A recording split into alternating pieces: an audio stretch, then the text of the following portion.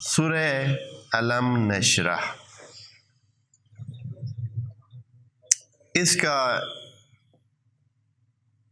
پڑھنے کا ایک فائدہ، پڑھنے کے فوائد ہم ذکر کرنے رہیں گے، اس کی تلاوت کرنے کے، اور اس سے پہلے ذکر کرتے ہیں وہ فائدے جو آخرت میں ہمیں مل سکتے ہیں علم نشرح کے پڑھنے سے۔ تو پہلا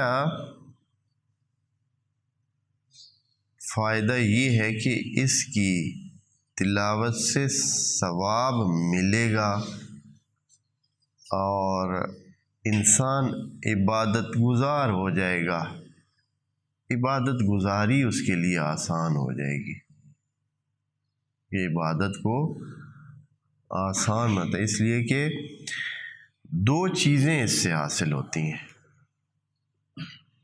سورہ علم نشرح پڑھنے سے انسان کو یقین حاصل ہوتا ہے۔